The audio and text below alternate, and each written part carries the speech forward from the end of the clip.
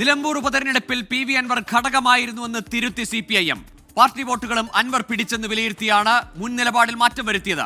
RSS സഹകരണ പരാമർശത്തിൽ മുഖ്യമന്ത്രിയോ party കമ്മിറ്റികളോ തന്നെ വിമർശിച്ചിട്ടില്ലെന്ന് സംസ്ഥാന സെക്രട്ടറി MV ഗോവിന്ദൻ പ്രതികരിച്ചു. തെറ്റായ വാർത്തകൾക്കെതിരെ നിയമ നടപടി സ്വീകരിക്കുമെന്നും MV ഗോവിന്ദൻ പറഞ്ഞു.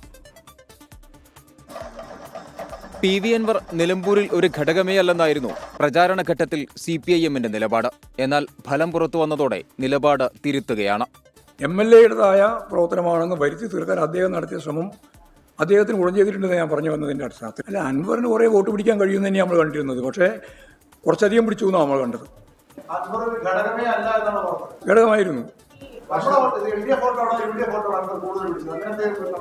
അല്ല, ഞങ്ങളുടെ വോട്ട് പിടിച്ചിട്ടുണ്ട് കുറച്ച്. അടിയന്തരാവസ്ഥ കാലത്ത് RSSുമായി സഹകരിച്ചിട്ടുണ്ടെന്ന പ്രസ്താവനയിൽ തനിക്കെതിരെ വിമർശനം നടന്നുവെന്ന വാർത്ത MV ഗോവിന്ദൻ നിഷേധിച്ചു. പാർട്ടി സെക്രട്ടറിക്കെതിരായ ആക്രമണം പാർട്ടിക്കെതിരായ ആക്രമണമാണെന്നും MV ഗോവിന്ദൻ. എനിക്കെതിരായ ഒരു പരാമർശവും സഖാവ് പിണറായി വിജയന്റെ ഭാഗത്തുനിന്നുണ്ടായിട്ടില്ല. സത്യവിരുദ്ധമായ ഒന്നാണ്.